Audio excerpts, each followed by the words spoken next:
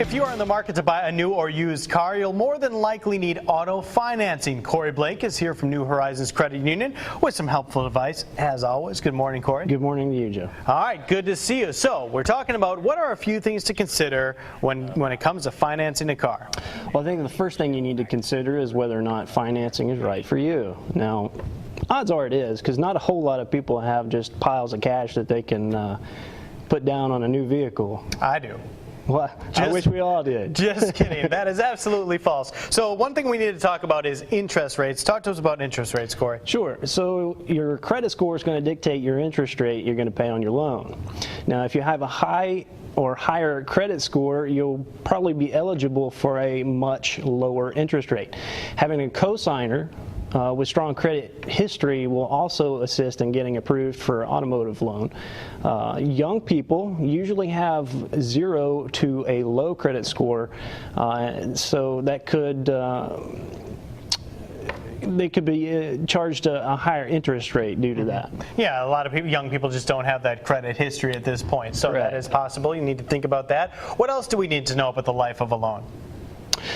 Well, the life of a loan refers to the amount of time it takes for you to pay off the car. Usually a shorter term involves a lower interest rate, but at the same time a higher payment. Now, while you make payments, the financier actually owns the title to the car. So in essence, you don't own the car until you pay it off.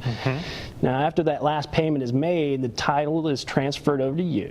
And so because you still own the car, this is why people typically get their car repossessed, is because they default on that loan and they don't actually own the car yet.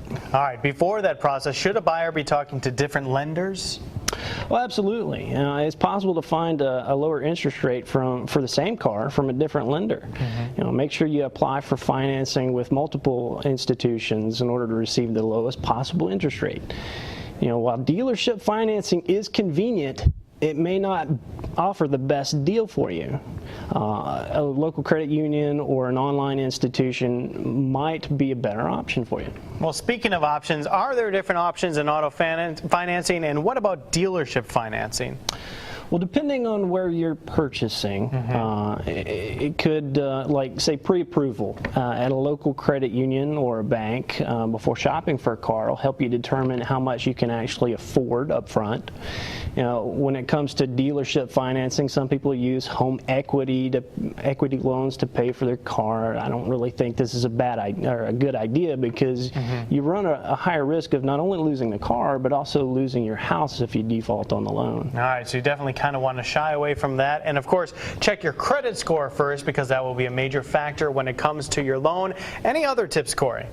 Yeah, absolutely. Shop around for the best rate, terms, and requirements. Don't get too excited about that new car that you get the gotta have it syndrome.